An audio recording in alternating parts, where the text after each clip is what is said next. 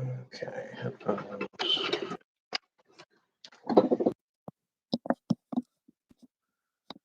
Here we are. Okay. So, let's see. To start,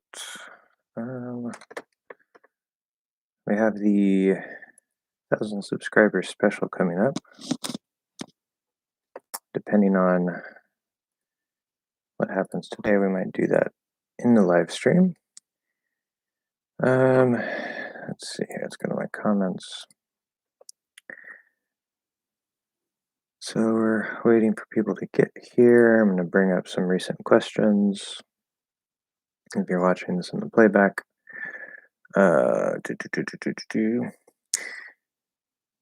So we recently hit 1,000 subscribers, as I said, which is fantastic. And there are going to be prizes. I'm going to be giving away some things. It's going to be very exciting.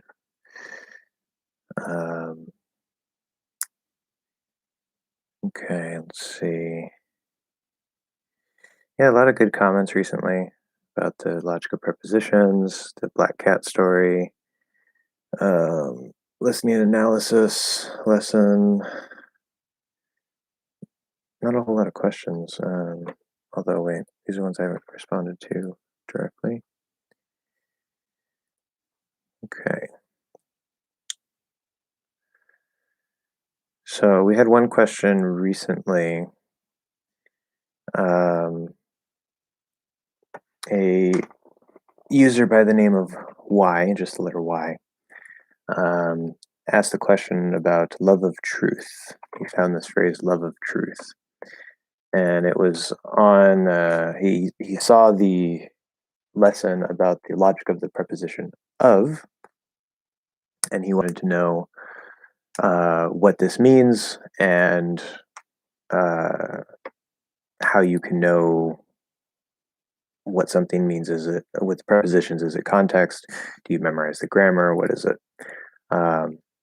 And specifically, the quote, the sentence that this came out of. Hello, people are here! Yay!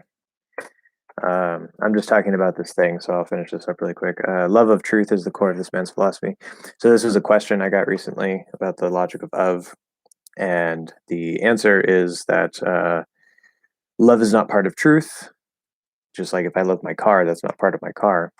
But truth in this context is the content of love. So his love is made of truth. It's the composes his love, just like a table is made out of wood. So that was a recent question. So hello, Gabriel. Hello, David.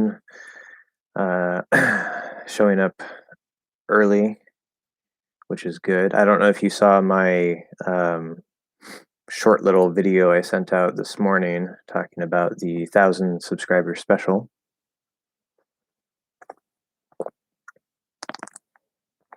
I recently come across the phrase "to luck out." That's a good one. Can you explain the logic behind it and come up with some examples? Yeah, so the thing about the logic in my mind right now is like I don't actively work with the logic, and so like these days, I wrote that book like 2 or 3 years ago, so I know what all the logic is, but sometimes I have to go back and look up things because I'm a native. I just feel it. I found a way to describe it and help you guys out with it, but I don't always remember all the details. Out is a difficult preposition. There's a helicopter. Let me know if that's too loud in the background, but let me bring up my book here. That's a very, very good question. Part of the core of English, the English language as a whole, because these prepositions are super, super important. People don't realize that, right? Prepositions show the relationship between things, and so that's really a big part of the glue, and it's part of the core of the language. And there's a group of prepositions, on, off, up, down, out. In is not in this group. And there's a special reason why it's not in this group. It has to do with the map of the logic, which is in the book.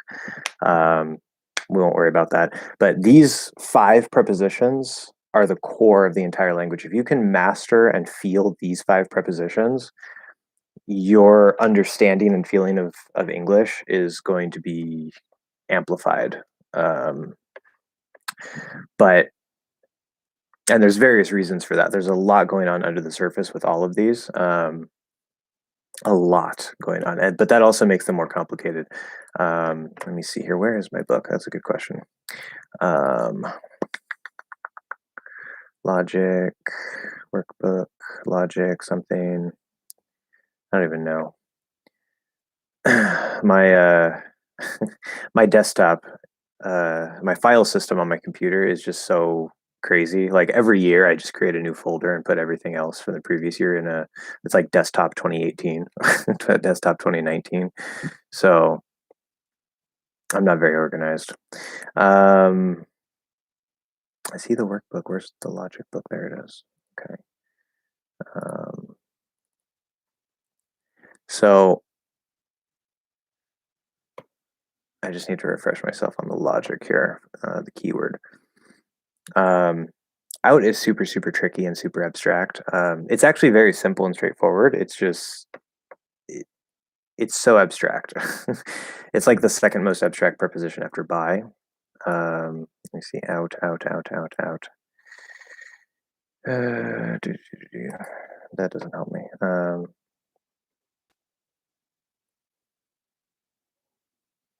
Over, over. Over is also kind of tricky. Around, off. Oh my god, down. Yeah, this is too far. See, it would help if I knew where the ebook was because I could just click on the table of contents. That'd be so much more useful. Where is out? It's about out. Okay. Should be this next one. No, that's with. Okay, so yeah, I found out. And the logic is it's a two-way preposition, an outward direction, or, oh yeah, that's right, a movement between existence and non-existence, which is very abstract. Hello, Sedent. Thank you for the congratulations. I've been scouring my book trying to find the logic of the preposition out to answer this question. So the and we're going to talk more about the 1,000 subscribers and all that in a second. But so when we're talking about luck out, that's obviously a phrasal verb. And for those of you who don't know what this means, it basically means like you got lucky, right? It's another way to say you got lucky. Like there's not really anything too special about it. And luck by itself is usually not used as a verb, like to luck. That's weird, right? So this is definitely a special case. Now out, the logic of out has two parts or two things. One is just an outward direction. That's the very literal part of it. Just like up, like part of up is an upward direction. It's very physical, literal. So that's an aspect of the preposition. And these more abstract meanings tend to be tied in some way to that physical meaning, but it depends. It gets very abstract. The more abstract part of the logic is moving between existence and non-existence. And to really understand this, you have to look at the map. Unfortunately, because I'm on the webcam thing here, I can't share my screen with you guys, but I can pull up my book here. I don't know why I just went to look on my desktop for the book when I have a free copy right here available to me at all times. I'm smart. But if we go to the back and we look at the map, trying to find the main map. Okay. So this is what I call the cone of existence. And that's literally what it is. The thing about this map, for anybody who has not read the book or really knows much about the logic or the prepositions, I have a course that you can check out. still in progress. But as I got about, I don't know, halfway through the book or something, I started to think, I was like, could I map this? Could I visually represent the relationship between the prepositions? And the more I thought about that, the more I started to realize, oh, yes. So this map, a lot of people will probably just say, oh, this is a visual representation that I created, and it doesn't matter. I don't care either way. Sure, we'll say I created it. However, I'm pretty sure that this is, it's like if you go out and you have a map, like you're a cartographer, someone who makes maps, and you're trying to, map the area. You're not creating the map. You're just describing your surroundings. And that's what this is. I'm simply describing the logic. And because I discovered this map, that made me feel even more certain about the idea that there is a logic and feeling behind the prepositions and the ways that they're all connected. So obviously, this is not a one-to-one. It's very abstract. It's very generalized, but you can see out has an arrow going up and an arrow going down. So that's why in is not part of that main group, because in would be inside the cone of existence. Now, technically, we do have the relationship between at, on, and in. And if you look here, so we see at is the specific point or bubble, which is the logic. On is this and this, right? Because you can zoom in or out. Don't worry about going up and down. That's a different thing. I explain it in the book. But on, right, we know I am at home. I am on Main Street. I live in San Diego. It gets bigger, bigger, bigger. And so we get this increasing magnification up or down. Keep it simple. We'll just go up. So at, on, in. Now in is going to be this final layer. And notice out, right? You can go from in existence to out of existence, or something can go from inside out of existence, move out of that into existence. Okay, now that's where it gets very difficult and abstract, but think of it like, right, the simple example, a candle. I have a candle, right? And it's burning. I blow out the candle, blow out the flame. It is no longer in existence. Okay, the candle is there, but the flame is not. Okay, so it left existence. The other way would be, let's say I'm working on a new book, and no, that's not a hint. I'm not working on a book. But let's say I'm working on a new book, and I can say my new book will be coming out next year, right? So it will be released. It will come into existence. It will come into the public sphere for purchase, whatever you want to say it.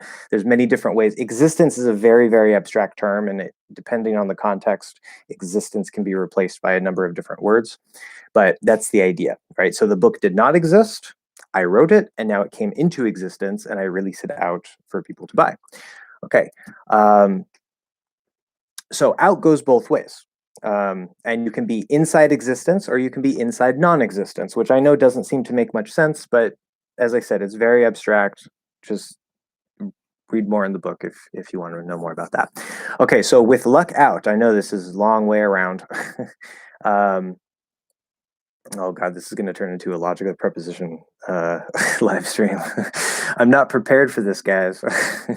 I've recently come across, okay, so to luck out.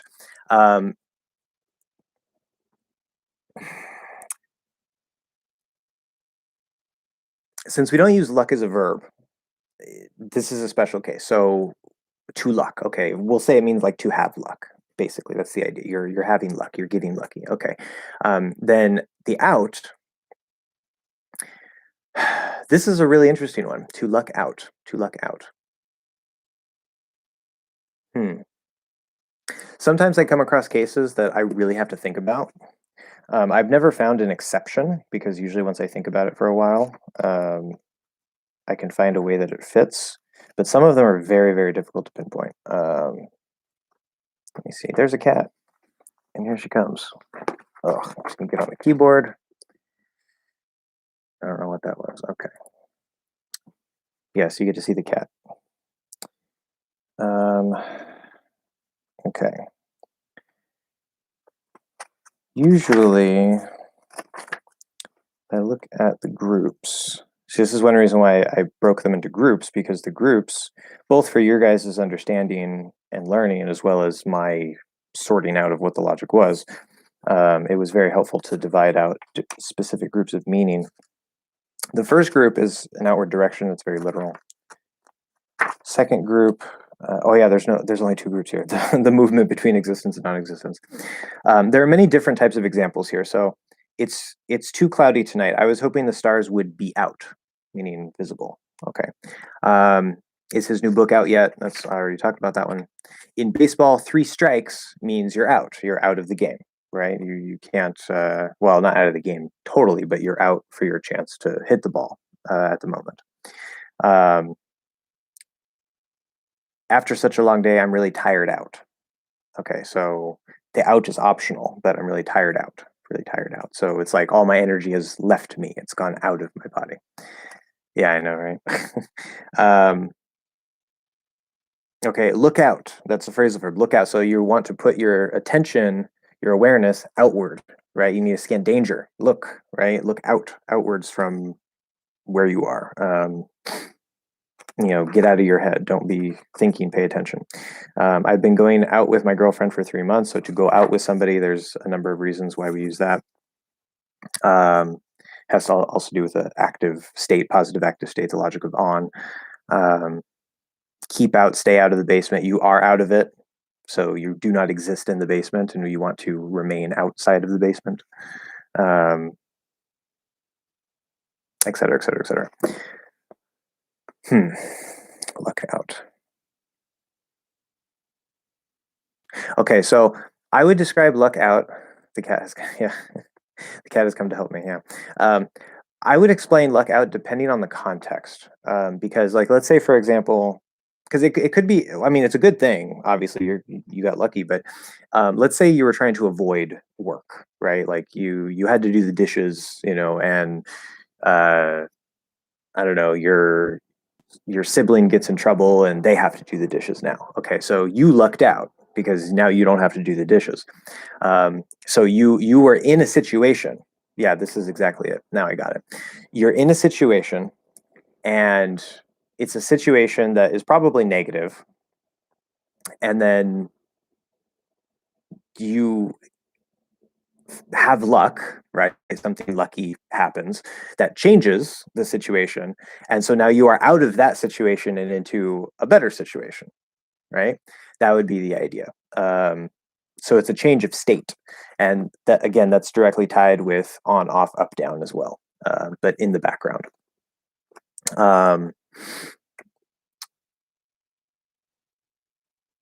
And I don't want to spend a bajillion hours on this thing, since now I just figured that out. Sometimes I just have to talk about it and I'm like, oh yeah, that's it.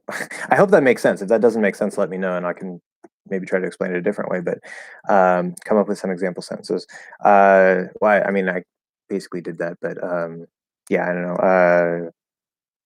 I find $100 on the floor. Man, you really lucked out. That's a slightly different context. You can think of that as, like, I was in a situation where I had $100 less. Now I have $100 more. We'd probably just say, like, oh, you really got lucky, or how lucky you are. But yeah, usually it's going to be in some sort of situation that you don't really want, and you get out of that. So, okay. Very nice. Perfect. Now, moving on, Steve asks, in doing this, could I connect these two words and not pronounce the th? Doing this. It's not that you don't pronounce the th, but technically yes. You don't have to say doing this. You can say doing this. This is where we do the modified n to th. This is a special connection rule where instead of doing n up here and th here, you put the n here flat on the teeth, do a dental n, and then instead of releasing that and doing a th, you kind of just pull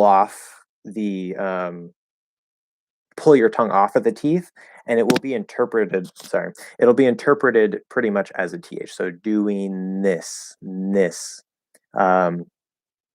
It's kind of a little bit of a dental D or dental T, depending. In this case, it's a dental D because this is voiced. Um, and that's very common. So yes, you don't have to pronounce the th there. In fact, usually we won't pronounce the th there. Technically, it's there. It's just modified. Doing this. Okay. What's the logic of the preparation? Preparation. Yeah, I just read preparation because that's the word you wrote. Preposition. Yes. There might be a um, spell check phone thing. I don't know. That's a whole other story. Up.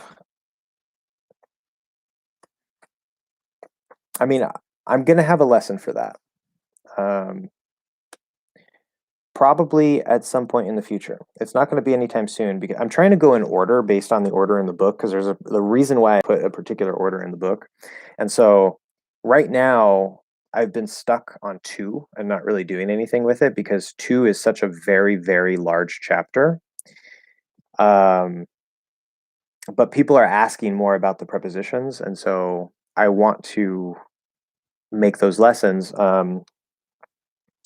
It might have to wait until I get an editor because if I have an editor to edit my other videos, like the preposition video, then I can send that to them while I can spend time working on the preposition 2. Because as I said before, like the preposition on, which was not as long as 2, took me like over 50 hours just for the one main preposition on video. It took me over 50 hours of editing in my computer, and it was a nightmare. Of was a lot shorter and simpler, so that didn't take me quite as long, but it still took me a while. Is the book free on PDF? Well, it's a funny thing you mentioned that because part of the 1000 subscriber special, there will be lucky winners for my ebooks. That's part of the special thing, part of the prizes. Not the only prizes, but part of the prizes. We're going to talk about that in a moment. If you become a patron on Patreon, depending on which level you go for, you can get free copies of one or more, potentially all, of my ebooks. So you can also get it for free there, but you have to become a patron. So it's technically not free, but yes. Otherwise, it's available on Amazon for purchase. But so for the preposition up, you can either check out the book or wait for the course. I mean, I could easily spend the next hour, 2 hours just talking about that because, as I said, up is one of the core 5, and so it's so critically important. And in fact, you can't fully understand and feel up until you do down. Now, I put down towards the end of the book for various reasons, but there's one part of up and down that is linked directly with Old English, and it's one of the keys to really understanding why we use up and down the way we do. Like he walked up to me. There's a very logical reason why we say that. Or on and off also, I'm off to work, meaning I'm leaving home to go to work. There's a logical reason, and they're all tied to the same core idea with up and down. But anyway, oh my god, it's so cute. Yes, the cat. Blah blah blah. It finally makes sense. Yes. Okay, good. It could also mean ran out of luck.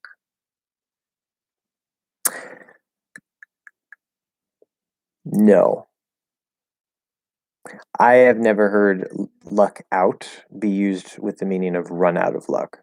In fact, they would be opposite meanings. Lucked out means you got lucky, like you now have luck, meaning like there was something you maybe didn't want to do, or that would be negative, and now you don't have to do that thing. Where to run out of luck means that now you were lucky, things were going well, and then now you're in a situation where there is no more luck because you're in a bad situation.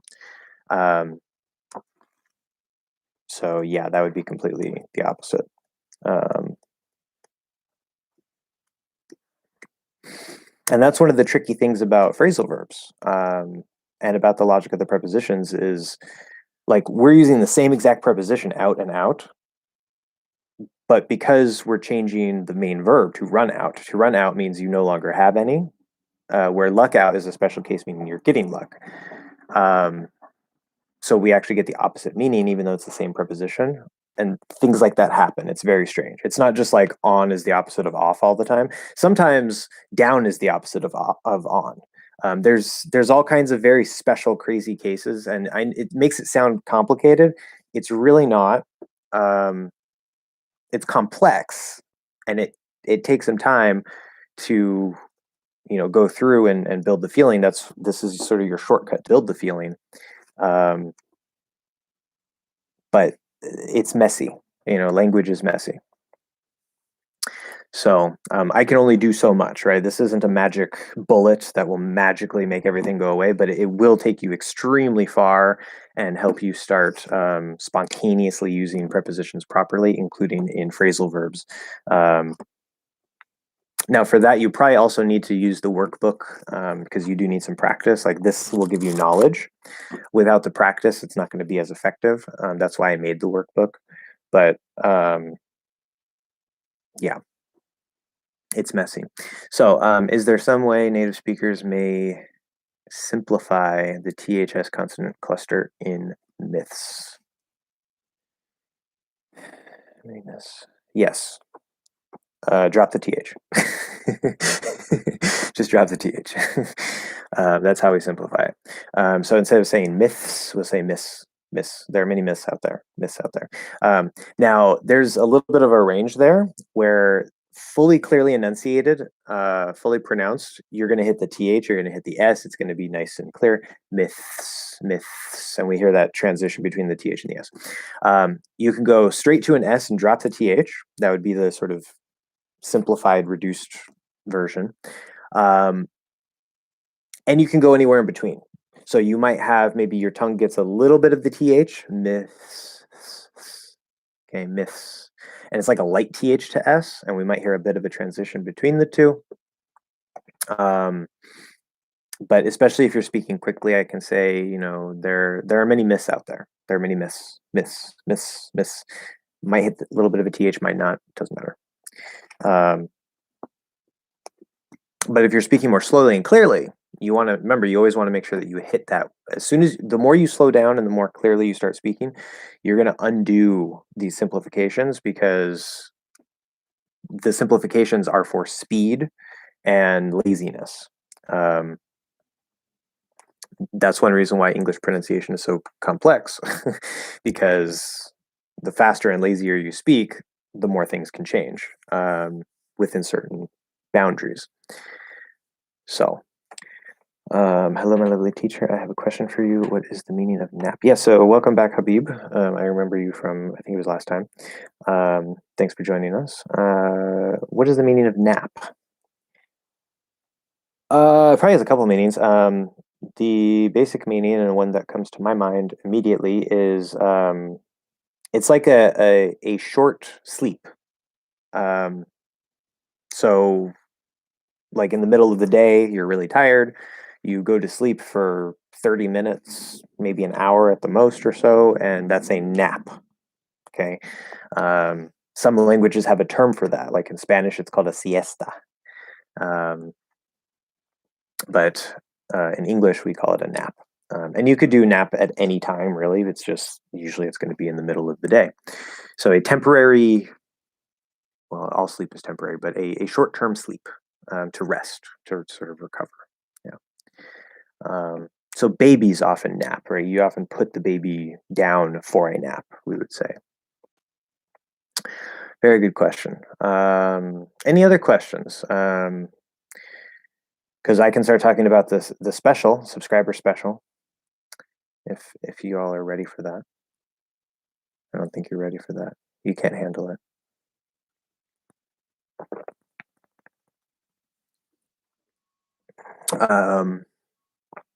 I need to clear fingernails.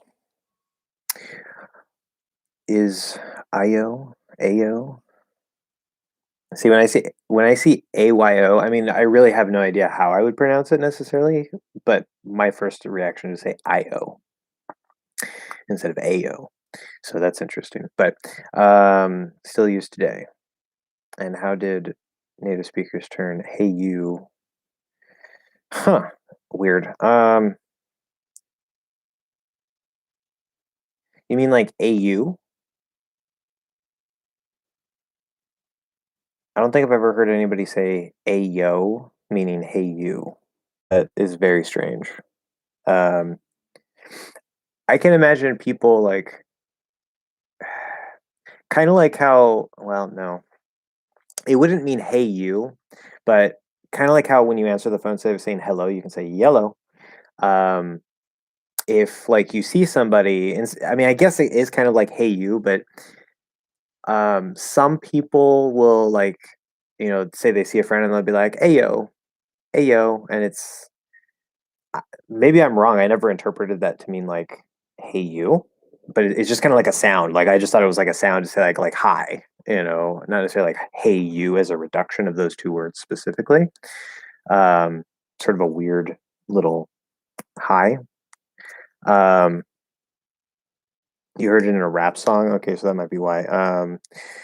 You'd have to tell me the rap song and where it is in the rap song, and I can tell you more information to be sure. But otherwise, like this seems extremely strange to me. But AU, like dropping the H, you're not supposed to do that, but informally, that does exist. Like AU, AU, there's no problem. But it wouldn't be AYO with an O sound; it'd be an U sound. Um, okay, Gabriel asks, in your book, you talked about all the prepositions. No, but there's a reason. So I talked about 17 prepositions. Okay, 17. Um, we have, I forget the exact number, somewhere like 20 or 30 something prepositions in total. And some words that are prepositions that are used as prepositions can also be used in other grammatical forms. Like as is a preposition, but it's also, I think, a conjunction, for example. And you don't have to worry about that. When I talk about the logic of prepositions, if it's used in multiple ways, I included that because it doesn't matter if it's being used as a preposition, it's still part of the core feeling of why it's being used in whatever way it's being used. Um, there are some prepositions that are so simple and basic. They're like against. Okay, we have certain phrases with against. Okay, but against really just means like okay, there's a wall against, right? Or if you oppose something, right, you don't support it, you are against it, right? You push against it. So maybe initially for an English learner, it might be kind of a little bit weird, a little bit like I don't know, but those usually aren't problems, right? We have noise outside. Tell me if that is a problem. Um, but I chose the 17 prepositions that I know are they either cause a lot of problems, like the traditional classic ones on, at, in, sometimes to, for, right? Um, and I also included ones that maybe have a lot of different uses, even if like maybe they're not necessarily the biggest problems for English learners, but they have just so many different meanings and possible uses that I thought it would be useful to include them.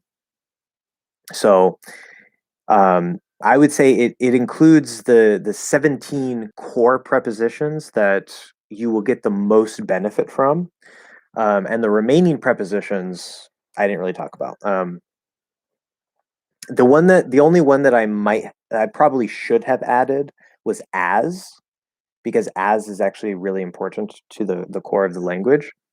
But as is also pretty simple for the feeling. It's used in a couple different grammatical ways, but the word itself is not particularly complicated. Okay. Good afternoon. Hello, Jordan. Jordan AP. Very nice. Good afternoon. I have another question. How do you pronounce this phoneme? Very good question. Let me go ahead and show this. YouTube's trying to block it for some reason. That's weird. Um, that's a really weird one for YouTube to try to block. Okay, I've talked about this multiple times. Again, let me know if that background noise is too loud. It's very loud for me, but I don't think it picks up on here.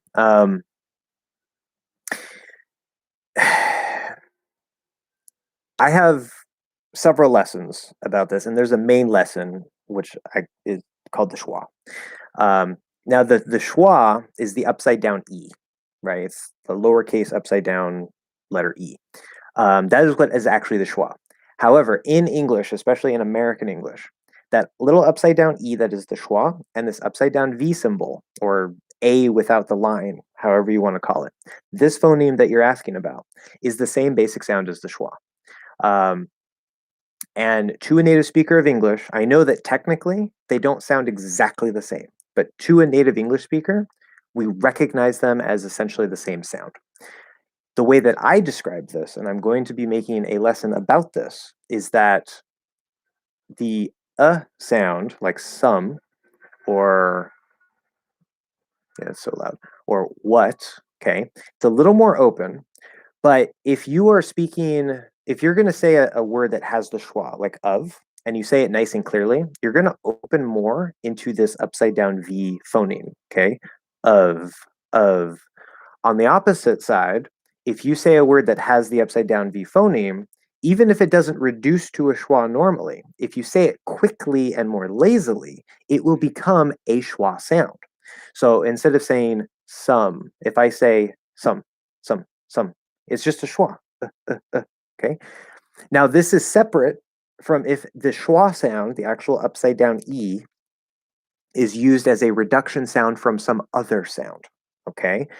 That is a special use of the schwa, just like or often reduces to Okay, that's a special use of the vowel sound. But in general, the upside down V phoneme and the lowercase upside down E that we call the schwa is basically the same. They're basically the same sound. Okay, and I talk about them as being in a range of one sound. Okay, they're actually two parts of a range of the full sound. I hope that makes sense. I hope that's understandable. It's the same thing. That's not what I wanted to say. I hope you can agree with that, because I know some people are going to give me resistance on that idea, which is fine. But yes, and in the main lesson for the schwa, I talk about that whole problem. So I refer to both of those symbols, the upside down E and the upside down V, as the schwa for shorthand, to make things easy and simple. But the upside down E is the true schwa, and then the upside down V is the not true schwa. Okay. And then how do you pronounce Parmesan cheese? Like that. Parmesan. So that's actually, yeah, that's one that has the j sound. Parmesan. Which is weird. I suppose Parmesan might be a French word. That would make sense. Since we associate it with Italian food, like you put it maybe on pizza or spaghetti, I always think of it as like an Italian word, but it actually might not be. But je is often in words borrowed from French. I'm going to buy your preposition book. Cool. Awesome. I am Patreon and I got all the books for free. Yeah. So I am a Patreon or yeah, it's weird with Patreon because some people call their supporters Patreons, which is weird to me because Patreon is the site and you become a patron. That's why Patreon is based on the word patron. I like to use the word supporter because it's more common and easier for you guys. But it's the same thing. But yeah, we would say I am a Patreon or a patron. We need the article there, if nothing else. Any tips on how to smooth out the transition from V to W in the word reservoir? Okay, hold on. I'm going to come back to that. I want to get this other forlornness. Hello. How's it going? I'm fine. How are you? What's the best way to make my own shadowing examples? Okay, so yeah, I'm going to answer David's question first, and then I'm going to get to you. So any tips on how to smooth out the transition from V to W in the word reservoir? So the transition from V to W. Okay, so that the to whatever.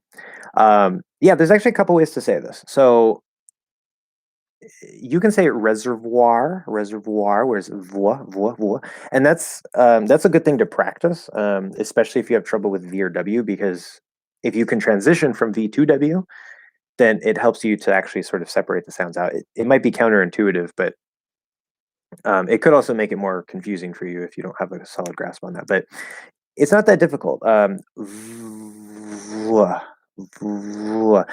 go into the V, and then as you're doing that sound, like you don't let go and then do a W. You just move your lips forward and start opening your mouth a bit from the V position, and it's going to transition into a W. You just slide into the W.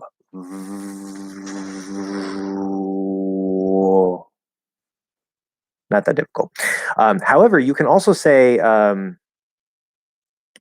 reservoir, reservoir, reservoir, or reservoir. The in the middle could be a schwa. It doesn't really matter. So reza, reser, either way is fine.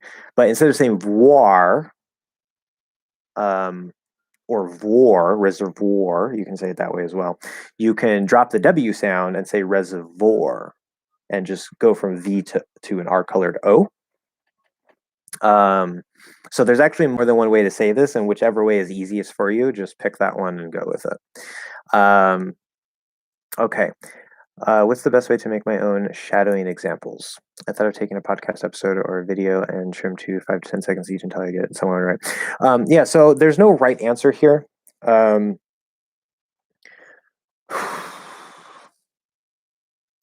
Ideally, you want to be working with material that is naturally spoken language. So that would exclude, say, like news podcasts. That would exclude news casts, because like news programs, because they tend to be maybe a little more formal, maybe a little more, enunciated. Not that you shouldn't work with stuff like that, but if you're going for like mastering the flow of natural everyday speech, then you want to target sources that contain that. So one thing to always keep in mind is your interest. So make sure that you're shadowing something interesting, because you never want to, unless you can't avoid it. Okay, you never want to do something just because it's English, just because you're practicing your English. That makes it an exercise instead of something that is actually relevant to you, because the more relevant it is to you and the more interesting it is. Okay, we're gonna knock things down. What do you want? The more that you're going to be interested, the more energy you're going to be able to put into it, the longer you're going to be able to keep your focus and all that stuff. So it really makes a big difference. So if you want to use a podcast or something, again, I would try to find something that is more relaxed, not like I don't, like, say, if you like Joe Rogan. I mean, I know he's kind of controversial, but Joe Rogan is a really good example of a podcast that yeah, the cat. A podcast that uses very natural language. They just go back and forth. It's not like necessarily like an everyday street conversation, but uh, I've listened to quite a bit of Joe Rogan's podcast, and he speaks pretty naturally. I don't think he's enunciating particularly. Maybe he is, but I don't really pay attention to that in in when I'm listening to English. I just understand it. um, so I think that would be a really good source. But it could be a video, it could be a podcast. As for the amount that you're taking, yeah, I mean, you can take a segment that's 5 to 10 seconds, or a sentence. You can also shadow like paragraph length things, which does have value, because there's sort of a flow and a rhythm to longer speech. Like if well. I mean, I guess we don't usually talk in paragraphs, but if we're explaining things, we might talk longer. If I'm telling you a story, oh, hey, the other day I went to the store and blah blah blah blah blah, and there might be a certain rhythm associated with that, because it's a bit longer. We're leading up to certain details here and there, and so sometimes you might want to work with longer things, but especially if you're just trying to master like the basic rhythm, flow, and sounds, you want to focus on smaller pieces for sure. So yeah, I mean, you're already on track. Just find something you're interested in, as long as it's some form of audio, or video. As long as the video has audio. Um, preferably more natural conversational English, and not necessarily street slangy English, but just natural everyday English. And then take a small clip of it, work with it for a while. Maybe get some feedback from your friend. That's always really good. Pay very close attention to details. I would work with the same sentence for quite a while, say at least a few days, and then you can maybe look at another one. So this is a very intensive focus process. We're not trying to shadow as many things as we can. Again, there's different ways to do it. I like to take more of a thorough, in-depth approach that really helps your brain to notice and absorb a lot of the important information. Okay.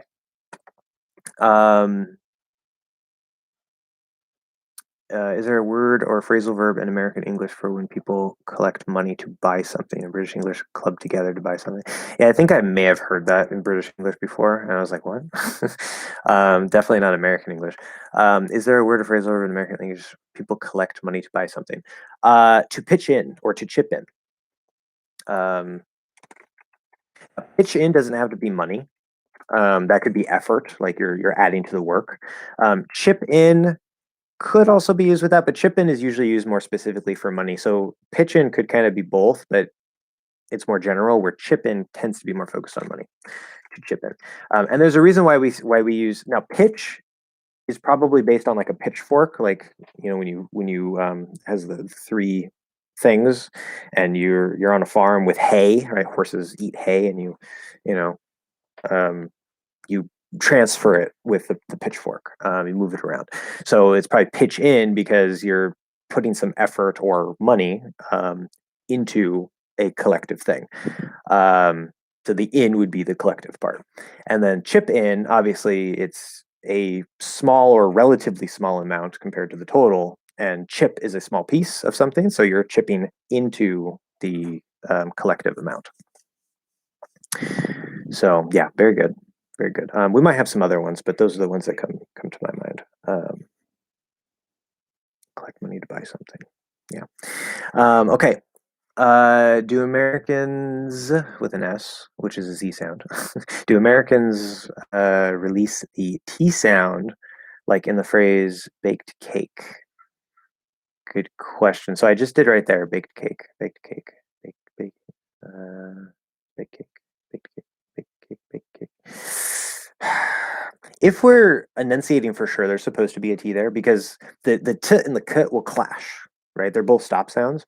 And so you're supposed to push out that T sound. Of course, for those of you who don't know, it's a T in baked because it ends with ED, but when we have an ED ending and the previous sound is voiceless, like K, it's a voiceless consonant sound, meaning we don't vibrate our vocal cords. That's going to change the ED ending into just a T sound, baked. Okay. So baked cake. This is a baked cake.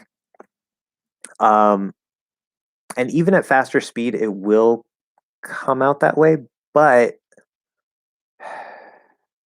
baked cake, baked cake, baked cake, baked cake. What we might do in really fast speech, because we have the k, the t, and then the k again, right? Baked cake.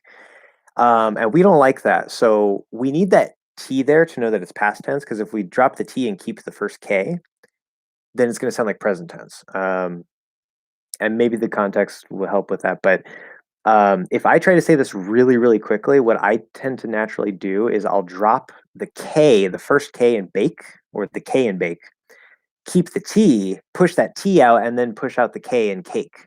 So it'd be like bait cake instead of baked cake, bait cake.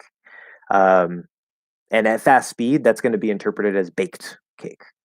That's a special case just because we have k, t, k. Normally, we wouldn't do something like that, but yeah, very good question. Very, very good question. So either way, the answer to your question would be yes, we're going to release that T. Baked cake, baked cake. You could technically stop it, but that's kind of harder to do, and it's not very likely. I don't think. Okay. So for learners at Gabriel, I think both should be fine, but I'd say baked with the stop T. Okay, we'll See, there you go. Forlornness knows what he's talking about, or she's talking about. I don't know. Forlornness is not a male or female name. Whoever. Um, yeah, basically. As I said, I don't think the stop T is very likely, but it sounds possible. Um, Also, the cat's our guest. Yeah, oh, I already got that. Yeah, she's probably gonna be here for like most of the stream. She's so big though, isn't she? Right? Like you see her in the background, you're like, oh, a little kitty, and then you're like, wow, that's a big cat. Like she's like a toy or something, a big stuffed animal. Okay, I don't shadow what I don't like, to be honest. So good for me since I shadow what I listen to. Her like, perfect, no problem, very nice.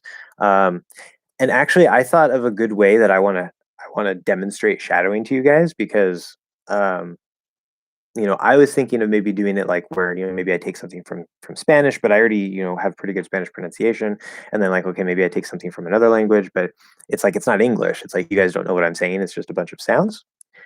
But I got the idea that I can actually do some shadowing of an English accent. So, like, say Australian English, and show you because it's the same process. Like, if I'm playing around with another accent in English, I do exactly the same things that I naturally do in another language to learn the pronunciation. Um, it's just I already know the words, and many of the sounds are going to be the same because it's still English. It's just, whatever changes, changes. So, um, and I think Australian English is a very good candidate, especially because the way that they say words like no, they have like a bit of an R to it, like no or something. It's really hard for me to do. I have no idea how they do that in their mouth. Um, so I can maybe use that as an example in a lesson to show you guys the way I do shadowing. At least for sounds, if nothing else. But I listen to people who don't really seem to over enunciate good. I usually hear natural English, even though informal spelling of though, for those of you who don't know, THO, even though it's not the best example. Do you think 1 hour daily is too much? um, I mean, I don't want to say there's no such thing as too much, but that's technically not true because even world class performers, once they put in, say, about between 4 to 6 hours of really intensive practice, um, research shows that after that point, they don't really gain any more benefit for that day. So if you have the time and the energy to shadow for 1 hour a day, whether that's sit down or throughout the day, I like to do both to kind of just like always be trying to shadow something more or less, just playing with sounds in my mouth. If you could do that for an hour a day, it's not too much. That probably is a crazy amount to a lot of people. And you definitely don't have to do an hour every day. But if you do an hour, I think you're going to see, as long as you're doing the right things and you're, really paying attention and really making the little changes you need to make, and you're not just spending time on it, right? Um, then yeah, that's going to benefit you a lot. Of course, always watch out for burnout, but if you can handle that, go for it. Definitely go for it. Also, does the prepositions book worksheet? You mean the workbook? Consist of exercises? Yeah, so that'd be the workbook. Yeah, because the workbook is like a whole book. I have it right there on my shelf. Where was I? Yeah, consists of exercises, like choose an answer and then you can check it. Yeah, so I tried to put different exercises in there. So let me go ahead and show this to you guys. So convenient that my computer is next to my bookshelf now. Because one of the problems with a lot of, or one of the problems, I can't speak English. Yeah, no, that's right. I don't know what I'm talking about.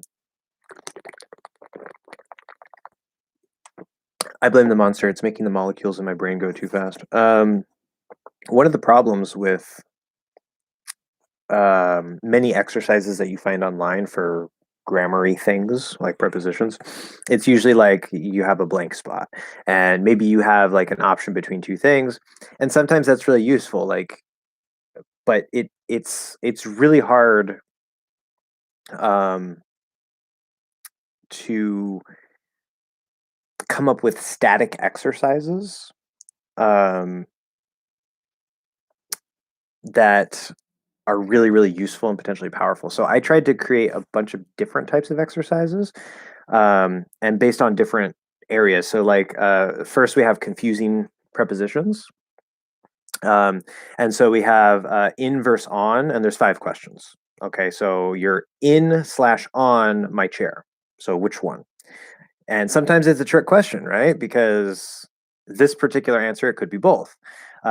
In the answers, I don't just tell you the answer, the preposition, I actually explain how it fits into the logic. So you're not just getting, oh, okay, I got the right answer. If you get the right answer or the wrong answer, you then get the chance to understand why it's right or wrong. And then we have like in verse at, same thing, 5 questions. To verse at, to verse for, and then on verse about, and that's a short one. And then the answers and explanations. So that's a bit of a different type. We have multiple choice. We have choose all that apply, because sometimes you might have a particular sentence where more than one preposition might work, but it could change the meaning, or maybe it doesn't change the meaning. And so that type of exercise is really good for starting to feel the connections between things, and starting to sort of like cut off and filter out what are the boundaries between the prepositions. Multiple, okay, and then fill in the blanks, just simple fill in the blanks. Multiple fill in the blanks, so you have multiple blank spots. And I took some articles from Wikipedia. I'm pretty sure that's what this chapter is, 75. 75. No, this isn't from Wikipedia yet. So you'll have something like this, all right? And it says, note, sometimes there's more than one right answer because sometimes prepositions are interchangeable because it depends on the context. So number one, if you're calling the doctor's office, right? Sorry. So you say, hey, can I get my patient information? And they tell you on the phone, sorry, we're not allowed blank give blank patient data blank the phone. So you have 3 blanks there. All the prepositions are missing.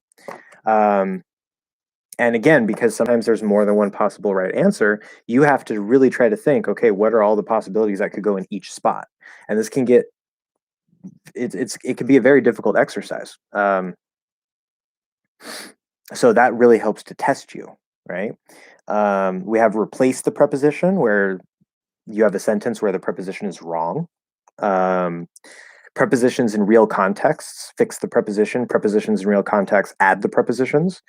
And there's some exercises in here where there's like Wikipedia articles, or like some beginner English stories that I had made in the past, and never really published, which is where the black cat came from. Or articles, certain little language related articles that I had written in the past. And there's, different blank spots. So it's just like, paragraphs, and there's blank spots for certain prepositions, and you have to figure out what the preposition is based on, the context of the paragraph. So some of it is very grammar exercise, fill in the blank. Some of it is multiple choice. Some of it is, where you have more of like a big chunk of text that you have to, find the proper answer for. But yeah, let's see. Looks like I'm a little bit behind now. Okay, but yeah, and then as I said, all the answers for all the exercises, I made sure that I took the time to not just give you the answer, but to explain how each and every answer fits or doesn't fit into the logic. So if say you had 3 choices, I didn't just explain the right answer. I also went and I explained why this answer doesn't work and why this answer doesn't work, in that sentence. So it's very, very thorough. And if you're going to take my approach of the logic of prepositions, you don't need it, but if you don't have that, you're not going to benefit as much. Okay. I've heard of the word. Wait, I've heard of the word pool to describe people collecting a certain amount of money, but I don't know how to. Yeah, that's the basic verb to pool money.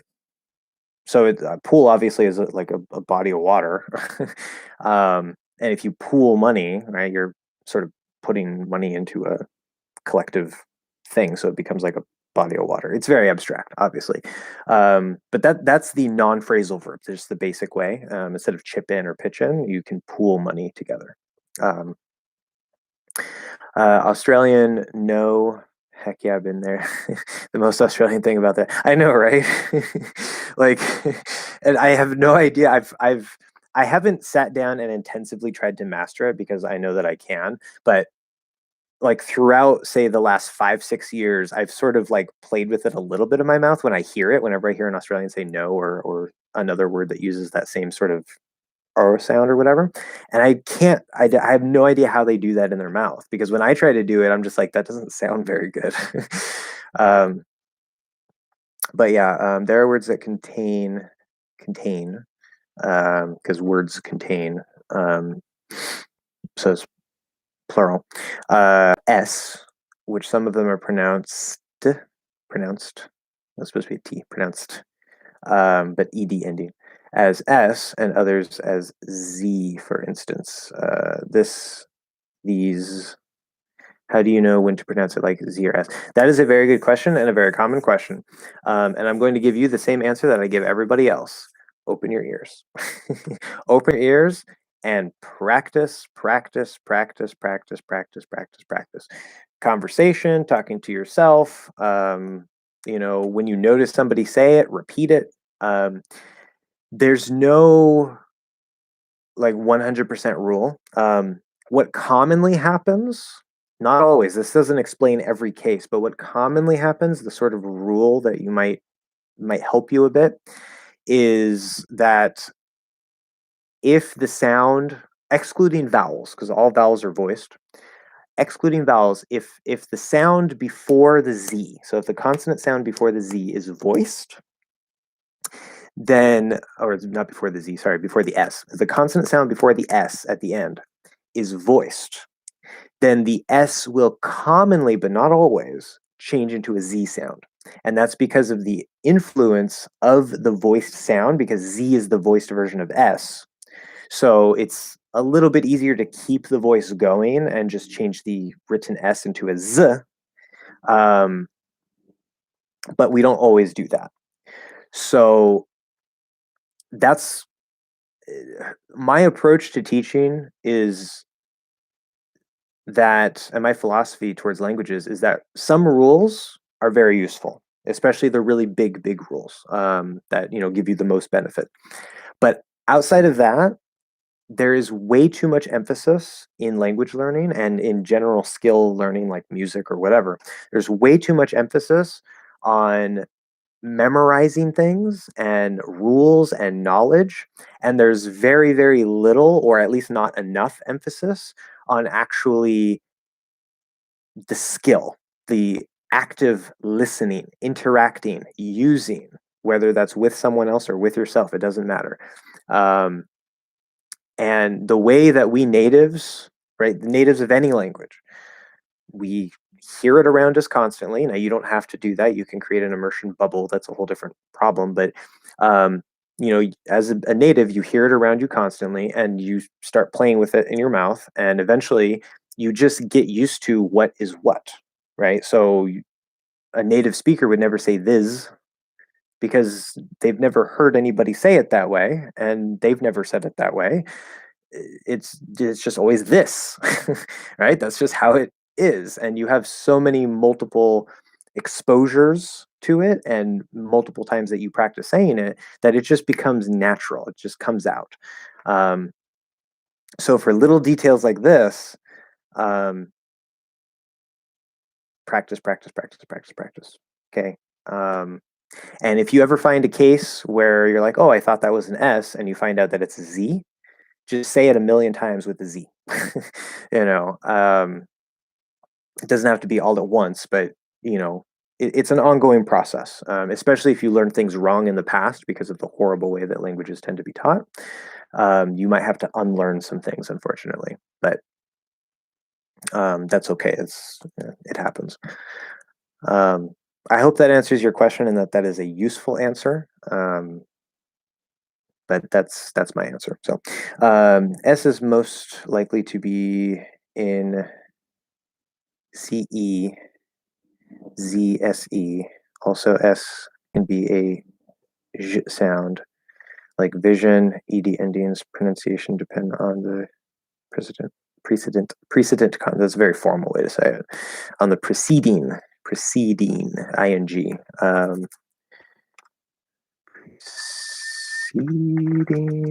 That's not how you spell that. I don't know how to spell. Yeah, even us native speakers, sometimes we're like, wait, how do you spell it again? So don't worry, it's not just you guys. S is most likely to be in CE, face, pace, case, well, case is an S. Z, SE, phase. I mean, I don't know. Case is XE. That's an S. There might be some sort of rule like that, but again, if you have like a million little tiny rules of when it becomes an S or when the S becomes a Z, it's not practical. It's not useful because even if you have that knowledge and you could pass a test saying, oh, when there's a CE or whatever it becomes a Z, okay, fine, that may be true, but does that actually help you speak? No, it doesn't, because when you're speaking, you don't have time to sit there and think of all these rules. That's why you have to make it automatic. Okay. So some rules can be useful. I'm not saying, if you like learning rules, then have fun, but don't forget to practice because you need to practice. There's no way around it. Knowledge does not just become skill. That is the biggest mistake of anybody learning any skill. And it's why people think they have no talent, or they think, oh, I don't have the language gene or the programming gene or the music gene or whatever it is. It's all complete nonsense. Do the right things, and usually the right things will happen. But knowledge does not immediately become skill. You have to practice. Okay. And memorization of rules is not practice. Grammar exercises are not, well, grammar exercises are technically a form of practice, but they're a very direct low level of practice that don't actually help you automatically use it. They help you make sure that you know what the knowledge is, but when you actually speak, it's not going to come out unless you actually practice speaking it. So okay, I'm getting that book. That's so clean. I like it. Oh my God, Kat, stop shaking the table. She's so itchy. We need to give her a bath. Let's see here. I like it. I'm halfway through the book. Soon to get it finished. Wait. Oh. Soon to get it finished. Time to get a lot of practice for a reasonable price. I think it's a reasonable price, yes. Glad you agree. I suppose your workbook is one of the best trainers I've seen. Oh, I've seen. Forgot the VE there. But yes, thank you for that. That's very good input. I was kind of worrying about the workbook because like the main book is just, it's a beast. It's almost 400 pages of, beautiful grammar logic. The workbook, I racked my brain trying to think of different exercises, and it took me so long to go and explain out all of the details. And so I put a lot of work into the workbook, and I really hope people appreciate it. Also depends on pronunciation. Words like release makes more sense to be pronounced as a Z, but it's an S. I'm not sure why it would make more sense to be pronounced as a Z. But again, my previous answer, it doesn't matter if there's a million little rules, you have to practice. Because see, on the other hand, the other thing with the rules, like I'm not anti-rules. It's just the smaller, more specific a lot of rules become,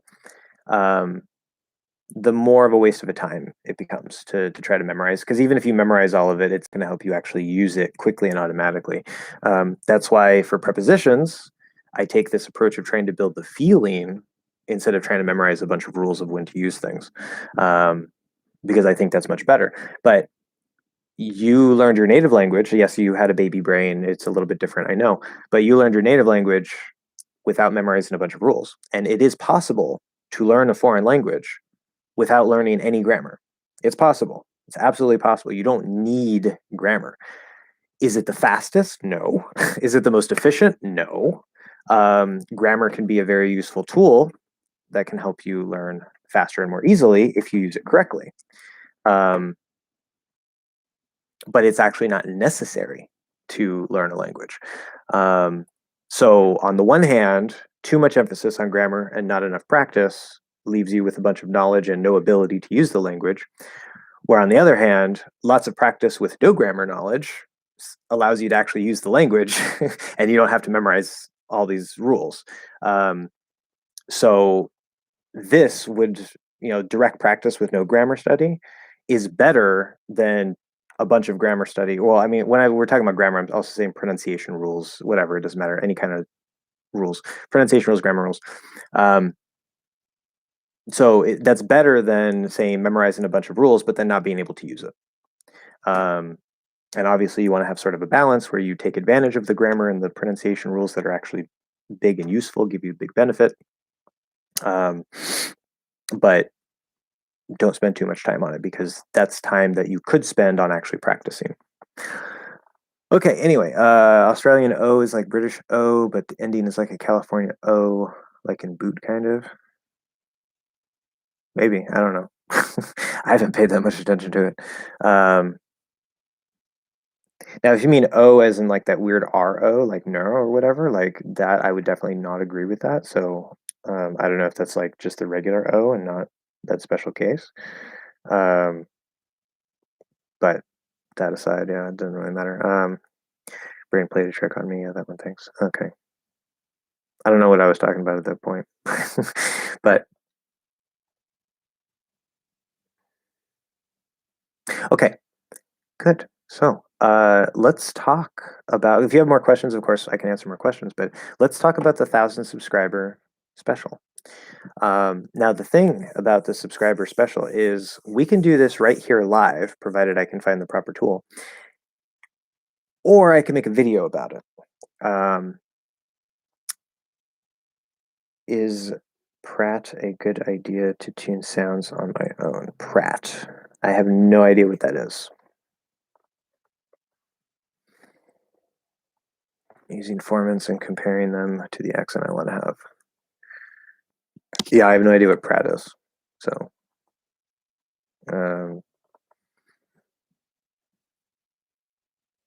but so what do you guys want to do? Do you want to just keep asking questions? Because I mean, we can still do questions either way. It doesn't matter. But do you want to do the prizes and the 1,000 subscriber thing now, or do you want me to do it in like a full video type thing? So it's all up to you guys. And there's two types of prizes. One you guys are really gonna like, but there's a very limited number of spots for that. And Gabriel's like, now, give it to me now. Well, we have one for now. I personally want to know what your 1,000 sub stuff is going to be, not just prizes. Well, I mean, what do you mean aside from like? I mean, that's what I'm saying. Like, we could do it live because in a video, like, I have no idea what I would do in that video. So, like, look, I have cake. You guys can't have any. Let's celebrate. So it basically would just be like prizes and thank you and, a way to sort of give back for the support. But okay, so let's go ahead and talk about this then. The 1,000 subscriber special. It's called the 1,000 subscriber giveaway. if you make a video, it's going to take a lot of your time. Well, it wouldn't take too much time because, as I said, it would probably just be giving prizes. But yeah, it's easier to do it now. Now, I do need a tool. So let me see if I can find that tool because I need a random selector of subscribers. And I've seen that used in other videos, but I don't know. Let me see if I can find that. YouTube random subscriber.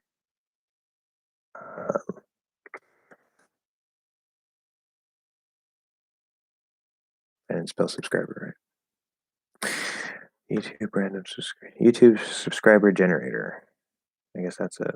Or pick a winner. I don't know. There's so many sites. Who should I trust?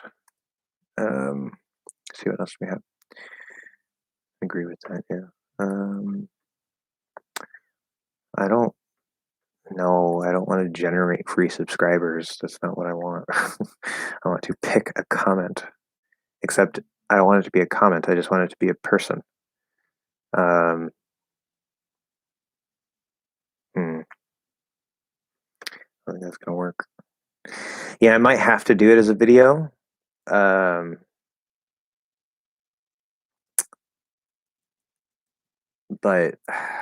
and then people are gonna have to leave their names in the comments because I don't know if there's a way I can do this with just picking like a random subscriber from my channel. It looks like they all pick off of the comments on a particular video. That's what I did last time, but I just sort of like there were like I think 4 people who actually commented, so they just all got the prize. Select a random person from live chat would be cheating a little bit. You definitely could do that for one of us. I could, yeah. Whoever wins is gonna have a three-way on Skype. Well, that sounds interesting. So I don't know why that would be a three. Maybe we need anyway, whatever. So this is what I'll do. For watching me in this live stream and coming and asking questions and all this stuff, I will pick one of the people who have said something in the chat. So if there's anybody here who hasn't said something in the chat, you want to be part of this, you will have a chance to win one of the prizes. I'm going to give you guys one of the prizes. And then the question is who? I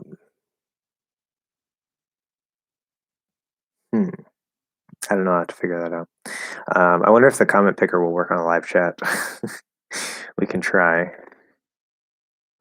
So, picker.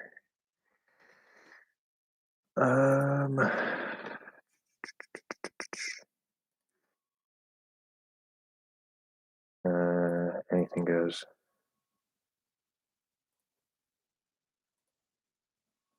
It doesn't seem to be doing anything.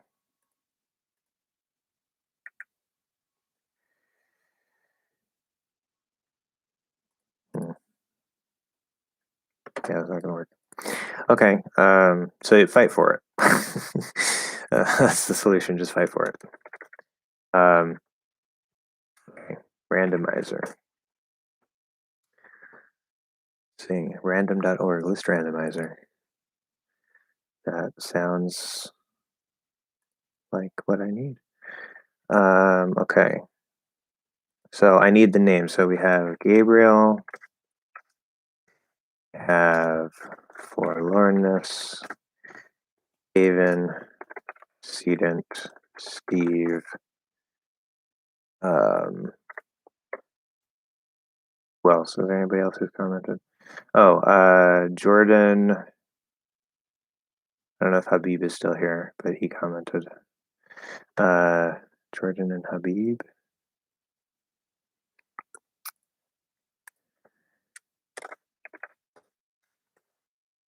And that should be it. Looks like it, yeah. Okay. English hacks, giving yourself a gift. You worked hard too. I don't need a gift. Randomize. Okay, and it looks like David is the winner.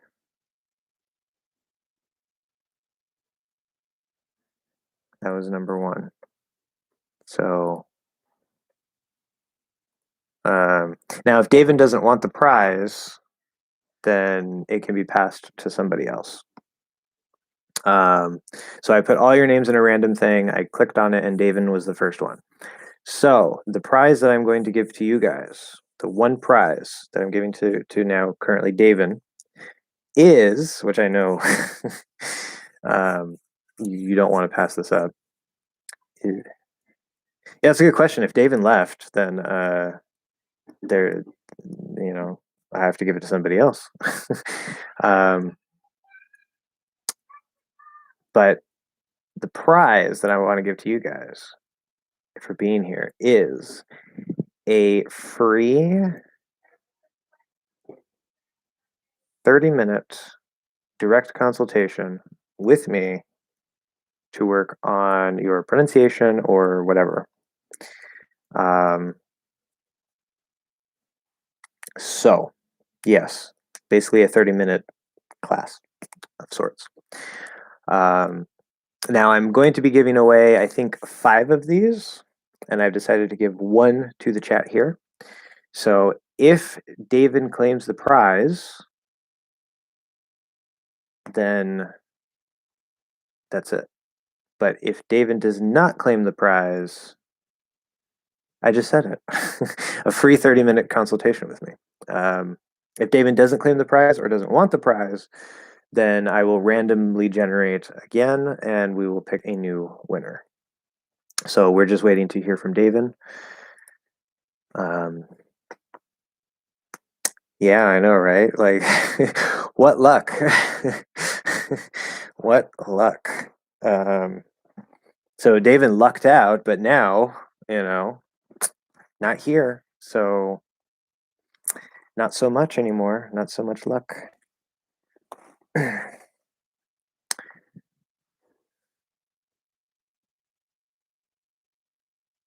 Yeah.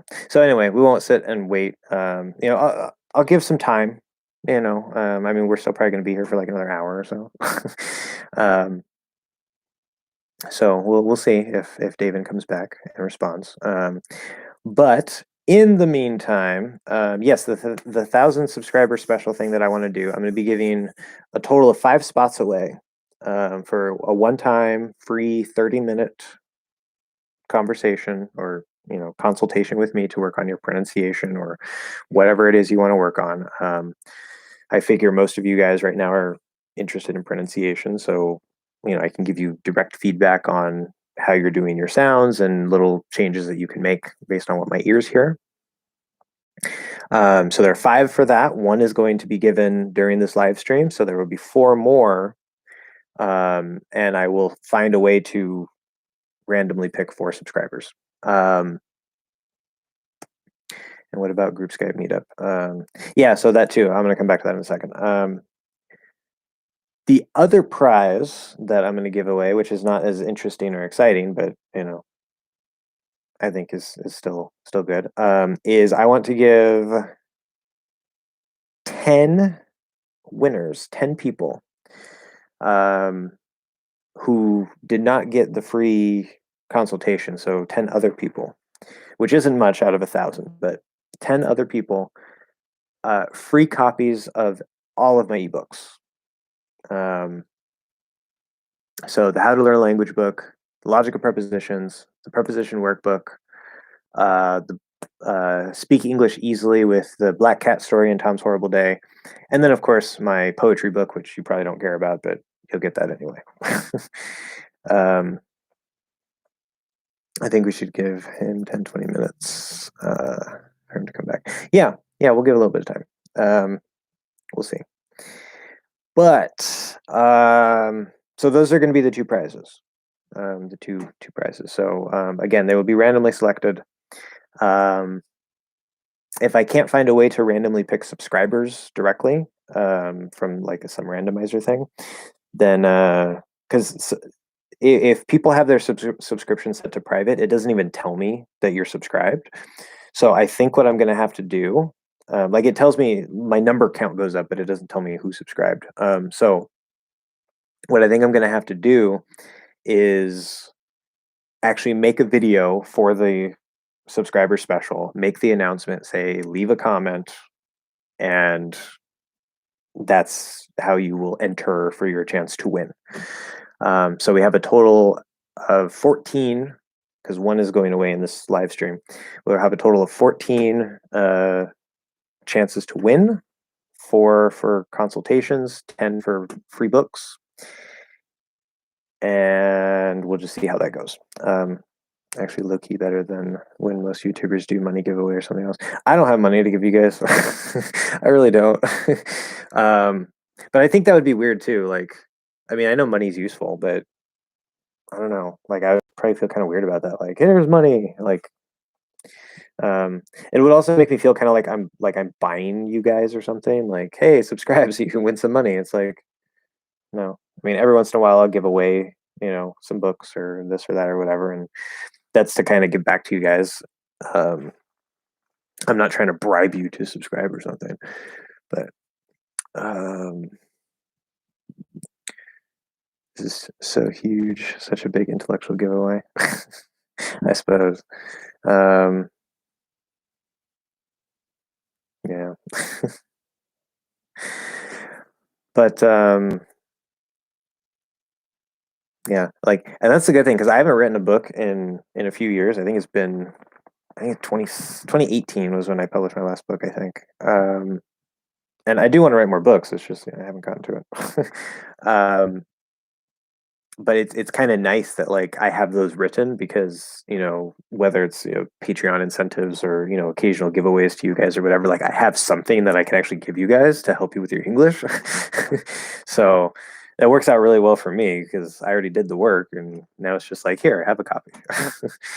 So I'd rather get something useful apart from having a piece of paper. Well, yeah, I mean, technically though, at least the United States money is made out of cotton. I think it's a cotton paper blend, but I know what you mean. um, anyway, now what I would really rather have is Bitcoin, but that's me personally. That's a whole other conversation, cryptocurrency. But yeah. Any other questions about other things while we're here? Yeah, cotton money, exactly.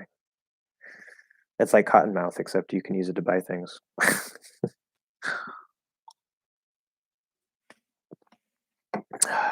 I know, I'm so funny.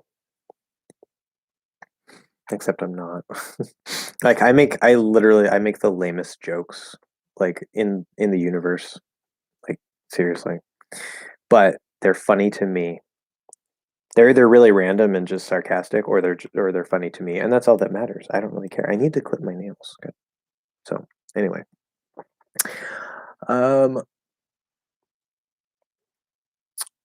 let's see. We'll give Davin 2 more minutes to respond. And in the meantime, I'm going to go use the restroom really quick because I've been drinking Monster.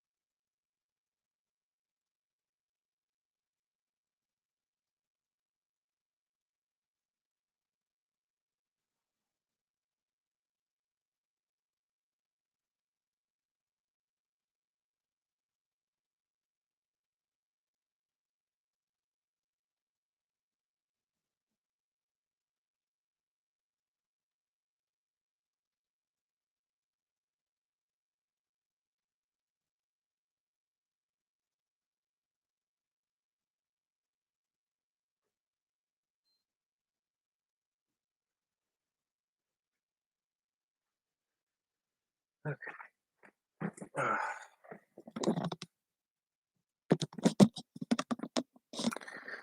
don't know. If I run out of questions, I just come to the stream just to hang out, I guess. Well, that's fine too. This is a Q&A / hangout, so no problem. No problem. Yeah, well, it's been 2 minutes. Although not according to my YouTube timer, according to my clock. It's okay, we have 10 more seconds. 10 seconds to respond for David.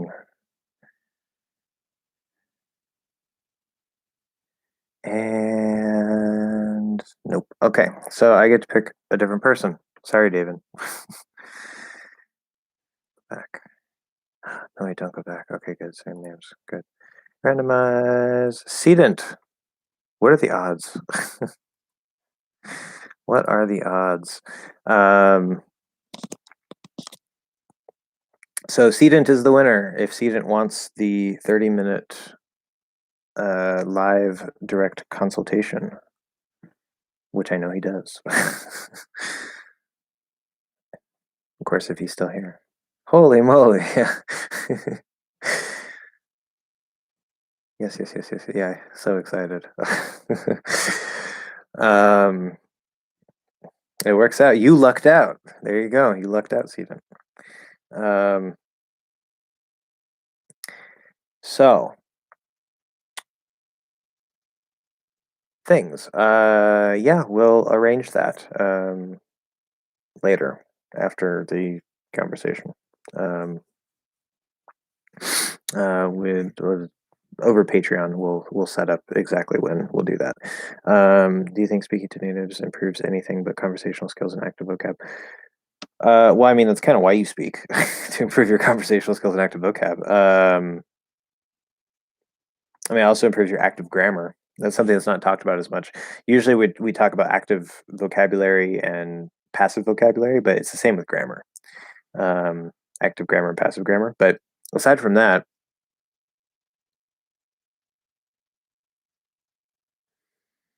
I mean, I don't think I completely understand the question because, I mean, like, that's kind of why you have conversation, right? Like, why you speak to natives is to improve your conversational skills. um, oh, I see. So you're already at like a really comfortable level, and you're asking if you're going to get any more benefit aside from just like brushing up on your skills that you already have. Um, but I was dumb and I thought it improved my accent and stuff. Well, I mean, I wouldn't say dumb. It's just most people don't know. Like they just don't know because nobody tells them. Yeah. So as I said before, your pronunciation is largely improved outside of conversation. So it's definitely not the place to improve your pronunciation.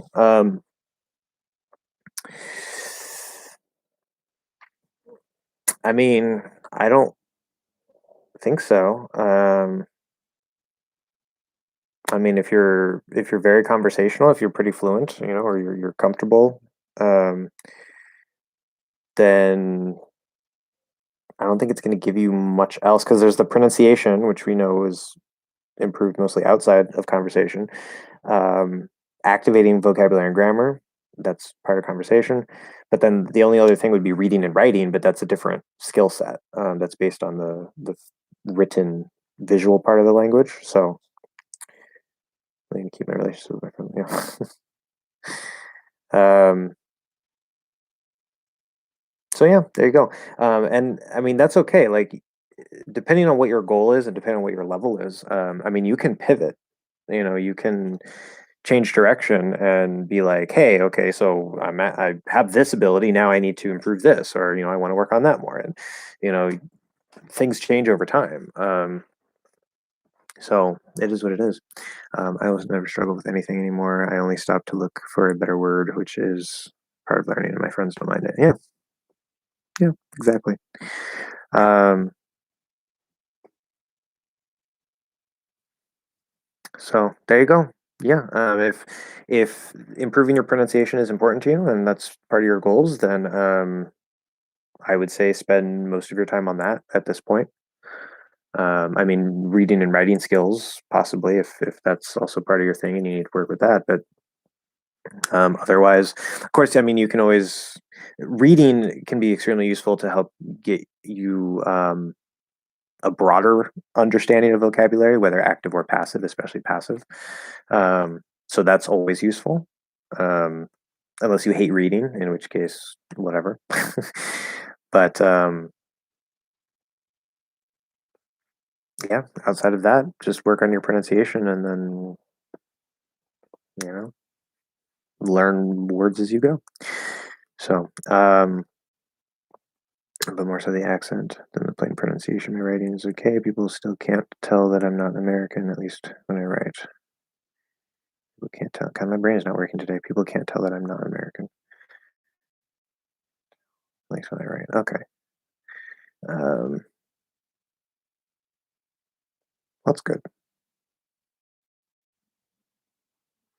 Yeah, the real test is the pronunciation because, uh, if you can write well, that's one thing. Like a lot of people can write well.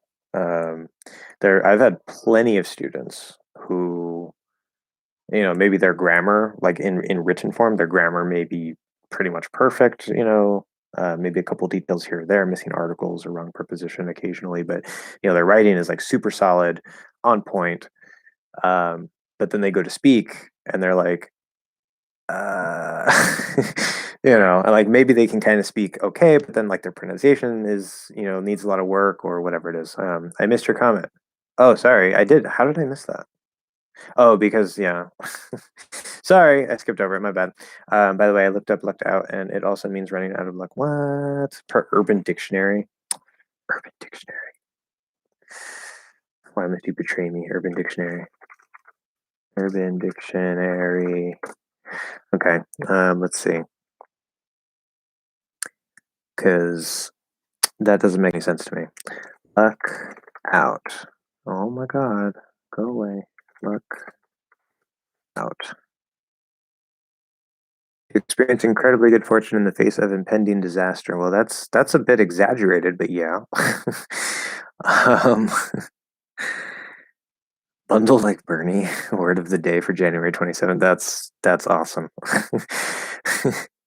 It's more than just a meme. It's entered the language. What does that mean? Oh, be sure you're bundled like Bernie. Yeah. To luck out. I'm not going to read that out loud. Okay, that also applies. I only see two meanings, two things listed here in the Urban Dictionary for luck out. Um, so I'm not sure.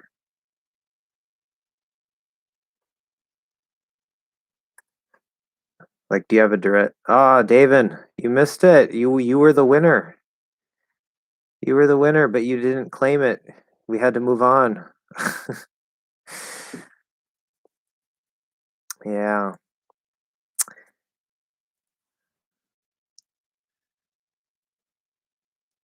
Okay, so now we have lots of comments. Things. Um, yeah, you were the winner, David, of a free 30-minute consultation as part of the 1,000 subscriber special. I put everybody's name here into a random generator, and you were the winner, but you didn't claim it. I gave you time. We waited like 20 minutes, and so I did it again, and Seedant won. So, um, I know, right? And it's funny because you lucked out, right? But then you lost it. And Seedant is telling me that the Urban Dictionary says that lucked out means to run out of luck, which I don't see in the Urban Dictionary. Is there like a direct specific link? Because I typed it in and I assumed that's the entry, but um, if you have the link Seedant that you searched, I don't know, maybe it's showing you something different. I have sent you the link on Patreon, maybe. Unless I'm just really not paying attention to the YouTube chat. Um, yeah, I don't see it. Did I miss it? So confused. I don't see any link. No, on live chat here. Yeah, I don't see a link. I don't think YouTube allows you to post links. Yeah. Um, which is probably a very good policy. Because that could get really out of hand really fast. Yeah, go ahead and send it to me on Patreon. We'll come back to that. So forlornness's comment that I haven't gotten to. That's why I hung up on my written English and don't read much. Lucked out is mostly just being lucky. Said, yeah. That's why I hung up on my written English. I hung up on my written English. It's a weird use of hung up. I mean, it works. It makes sense, but that's definitely not normal. um, and to be sure, to make sure I'm understanding that right, because the way I'm interpreting that is like you basically stopped working on your written English, because that's what that would mean.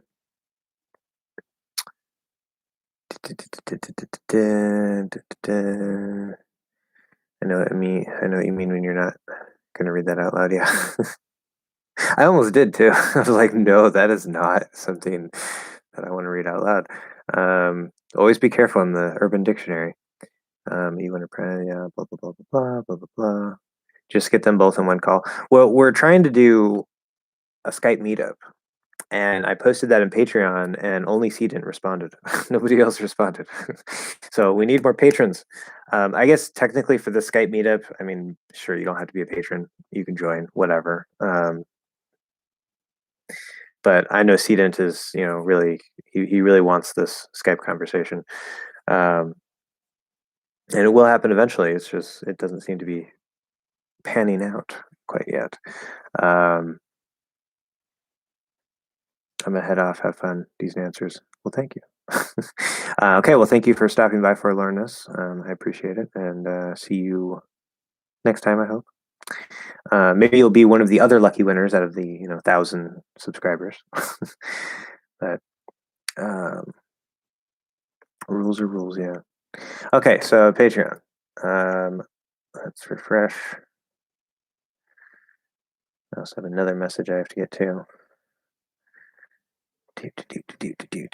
Okay. Link here. Term equals left out. Is this the same page?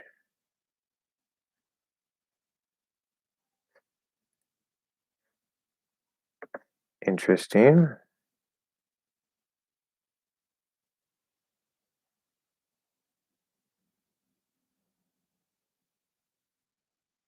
No, that's not right.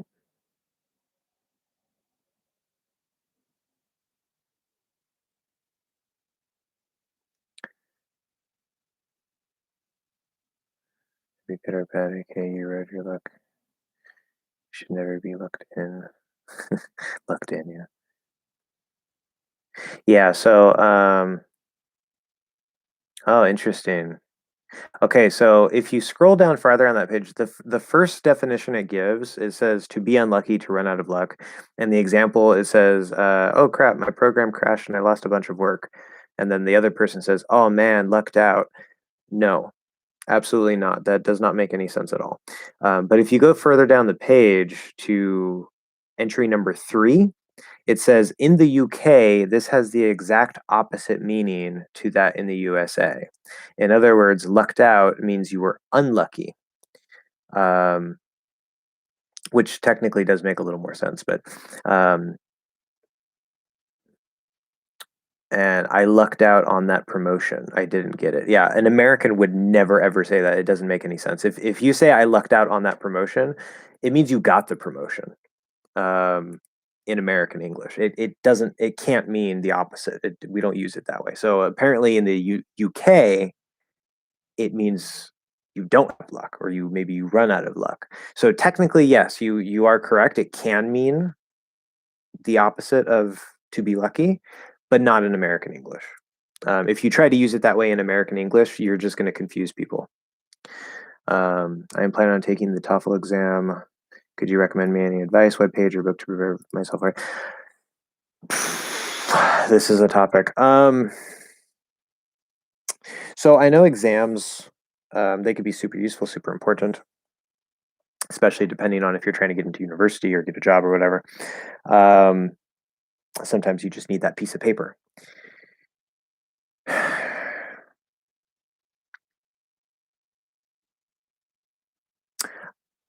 I haven't put too much energy or thought into that area, but um, I don't have a particular web page. I don't have a particular book because even my English teaching, like I don't work with exam preparation. I've had a couple students who were looking for help with exam preparation, but they just wanted help on the speaking part of it. And so they hired me as an informal tutor, and they had a resource that listed, like previous test questions that they might ask you for the conversation part. And they just wanted to practice speaking about those things. So, I mean, that's one thing you can do. You can look at previous exam questions and use it as speaking practice and or writing practice. Um, I mean, that kind of gets you in the area of what you might be working with. What level of the test are you taking? Is it a high level or is it like an intermediate level? Um, I'll let you answer that and I'll come back because that's going to be important. Also, I would need to know what are your strong areas and your weak areas, like say like with speaking, reading, writing, listening, and then pronunciation. Um, for each of those, what do you think your current skill is? Like, is your speaking weak, but your listening is strong, or what? Let me know that, and I can give you some more advice on maybe what to do for that. But just like in Portuguese in Sao Paulo, ice cream means popsicle, and in Rio, popsicle means ice cream. Am I on time for the prizes yet? Well, you missed the live stream prize, but yeah, we talked about that. So I'm going to be doing a separate video. I can tell you what the prizes are going to be. Um, there are 4 spots for a free 30-minute direct consultation with me to work on your pronunciation or whatever you want. One time, 30 minutes. So 4 people will win that. And then 10 people are going to win free copies of all of my ebooks. Um, but I'm going to have to make a video because I can't find a tool that will randomly select from my subscribers. So I need to make a video, and you will have to go comment on that video for a chance to win. And I will put all the names into the random generator or the random picker, and you might win that way. So, yes, that's what we have decided. So stay tuned for that video. I'll make that very soon. It won't take me a whole lot of time to do. I just need to announce it and whatnot. But so yeah, Gabriel was saying just like in Portuguese and Sao Paulo, ice cream means popsicle. There we go. Popsicle means ice cream. What? Ice cream is so if you're in Sao Paulo and you use the word you say ice cream, it specifically refers not to ice cream but to a popsicle, like a sickle that is popped. That doesn't make any sense, but a popsicle. But if you're in Rio and you say popsicle, it actually refers to ice cream, and that's weird. Interesting, but weird. Yeah. Um, let's see. Still haven't heard from Jordan. Um, there we go. The high level. Oh yeah. So I thought that was a typo the first time. So you're trying to say like examine or something like that. In English, it's just exam. Or more commonly, the much more common word is test. Exam is a little more of a formal word. We do use it, especially for big tests, but test is the most common word. Um, anyway, the high level exam, and I am more skilled in speaking and listening. Well, that's good. That's a very good place to be because most people have the opposite problem. They're very skilled in reading and writing, and not so much in speaking and listening. Okay. exam will test. Yeah. So, well, if your speaking and listening are better, then that's a very, very good place to be. That helps solve a lot of problems that most people have. So, you might want to. What I would do is I would search online for you want to okay, you want to cover all your bases, which means cover all the areas, right? The different things that cover all your bases. And so for the areas that you're stronger with, like the speaking and listening, I would still look up online, like TOEFL test, speaking questions or speaking exercise or something like that, just so you can get an idea of maybe what they might ask you or what they're going to be looking for or expecting. There's probably certain websites that talk about, like maybe certain things that they're going to be looking for at that level. So at the high level. But on the other side of that, that's just to cover your bases, right? Because you're already strong there. But for the areas where you might be weaker in, like maybe the reading and writing, um, those are the areas you might want to target a little more in your preparation and still look up. Oh, looks like David's leaving. Sorry. It's 11 p.m. here. I need to get some sleep. Thank you for all the fabulous answers and give kisses to your cast for me. Will do. Have a good one, y'all. Yes. Okay. Thank you, David. Sorry you missed the prize. But, you know, maybe at the 10,000 subscriber giveaway, you can win. So thank you very much. And I will see you hopefully next week. But okay, back to Jordan. You, yeah, work on the areas that need the most work, and do a bit of research on what they're expecting on the test, right? So, say for the writing portion, look up, past exam writing questions that you can find, or maybe look up a site that tells you, like, for your level, if it's the advanced level, they're probably going to want you to, really you don't have to be perfect necessarily, but you have to make, very few mistakes. You have to show that you have at least a very good understanding of the articles, of the prepositions, of things like that are like the smaller points, because that's usually at the advanced level. Um, so if you're weak in those areas, those grammar areas that are smaller points, you're going to want to spend some time maybe brushing up on some of those. This is a special case where directly studying some of the smaller rules might be useful, because it's helping you to pass a test, um, to get a piece of paper, right? So that you can go do something in the world, or just to feel good, right? Um, so again, I'm not against learning rules, but especially when it comes to the smaller rules, you want to make sure that you're not worrying too much about the smaller rules that don't give you as much benefit until you become more advanced, because by then you already know so much that those small rules become your biggest benefit. Um, so it's all about strategizing and learning the right things at the right time. So that would basically be my answer to that. Look up what they're expecting, look up some practice questions or examples from past tests. Spend time focusing on what you think you're the weakest in, whether that's grammar, vocabulary, reading, writing, maybe some pronunciation. They're not going to care as much about pronunciation, usually on the test, as long as you're understandable. So yeah, that's what I would do. Okay, so also, Sedent says it's 4:22 a.m. here. I need to sleep too. Well, I mean, at least you were here, right? Because you won, you won the prize. Very good. 4:22 a.m. though. I definitely appreciate the support. um, thanks for the prize. I appreciate it. Thank you all. Yes, thank you as well, Sedent. Again, we'll talk on Patreon about setting up that free consultation. As for the Skype meetup, I don't know. If people aren't responding, people aren't responding. So it will happen eventually. It's just maybe the universe doesn't want it to happen now.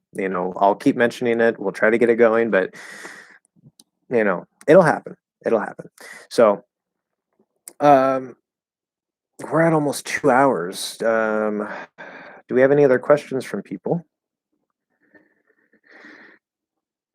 or I don't know if Jordan had any follow-up to my answer.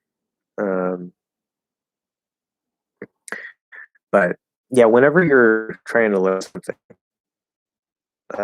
regardless of what it is, whether it's a skill or not a skill, and if it is a skill, what are the specific sub skills?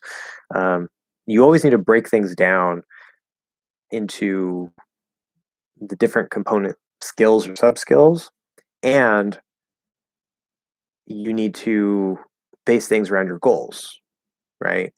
Um, it's almost 8 p.m. here, and I have a class on italki in 1 hour. Very nice, good. I'm glad you have a class on italki. Very nice, good practice. So does that mean you're going to leave? You have to go prepare or take a break before your class? That's fine. Yeah, seems like people are leaving. So as long as nobody asks any other questions, I'll just finish up with what I was saying. And we'll end it at 2 hours. Yeah, that's loud.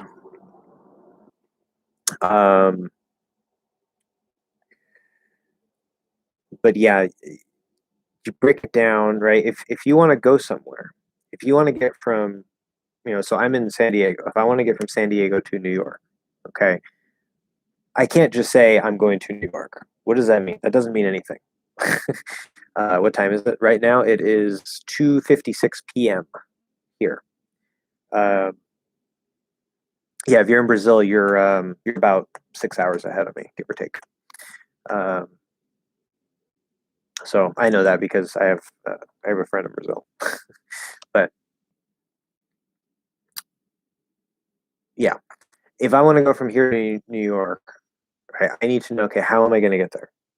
What's my time frame, right? Because if I want to get there fast, I'm not going to walk. I'm not going to drive, right? I'm going to take a plane or a teleporter, but we don't have that yet.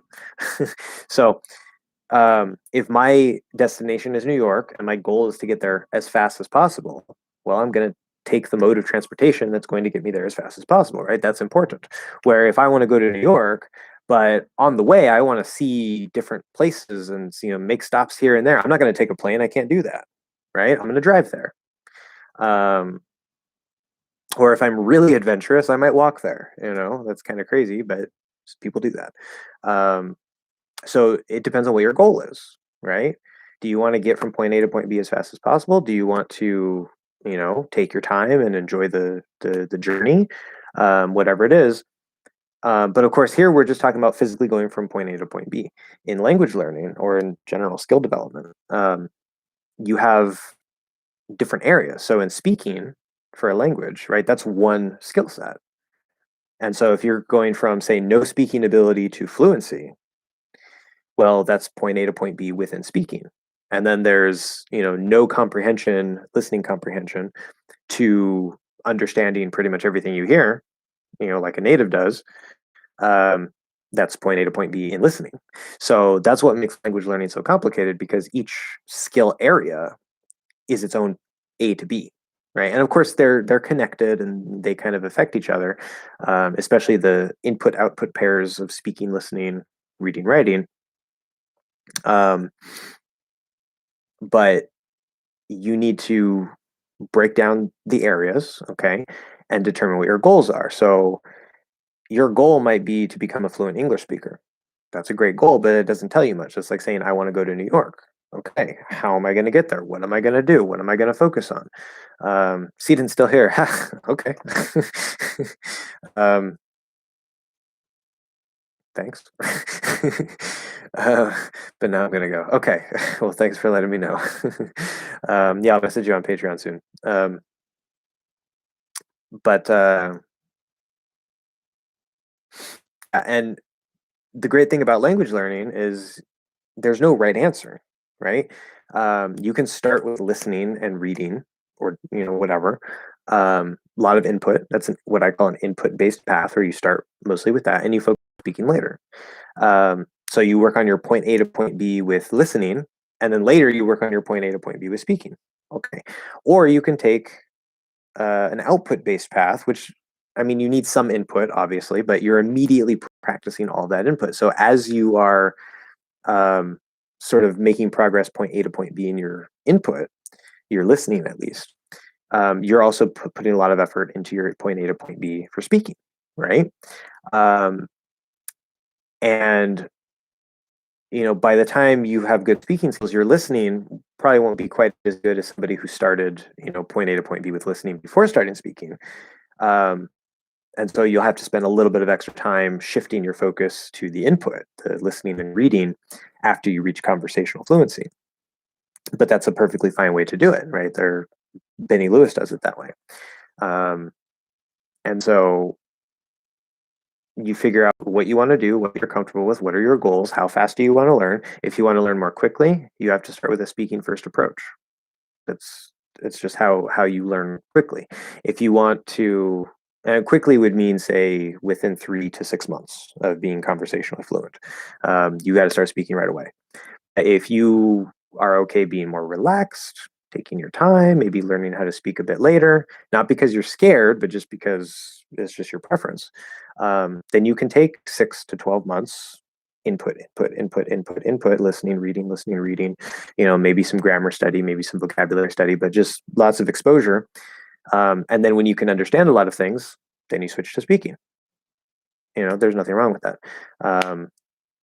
But that's going to be sort of maybe a relatively slower approach, but it's also less stress, right? Where the speak from day one is very high energy, more stressful, more intense, and not everybody likes that.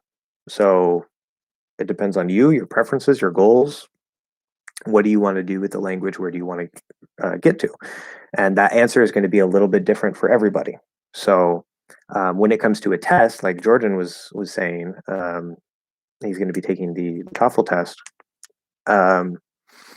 That's a little bit different because you're taking a test for a piece of paper, and I mean the test is going to sort of more or less certify, okay, yes, you have pretty much this level, which is good, it's valuable.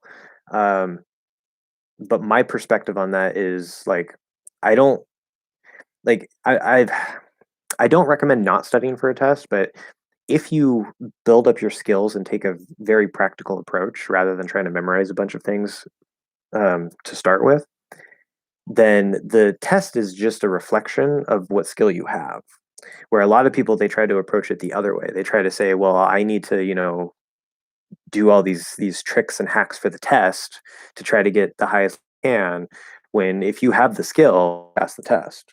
You know, there might be some trick questions or some weird things that they do, and so you might want to look that up ahead of time just to make sure that you don't get tricked or anything. But for the most part, if you have the skill, you have the skill, and the test will say you have the skill.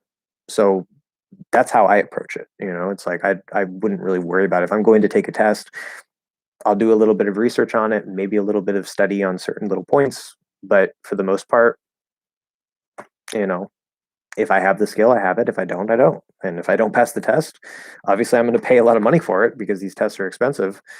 But if I don't have the skill, I don't have the skill. That's what it is. So come back later and try again. So anyway, we're over 2 hours. Our viewers have kind of fallen down a bit. So last chance, any questions from anybody? Yes, no, or any last minute goodbyes as we close down the stream? Because I think we're pretty much done. So,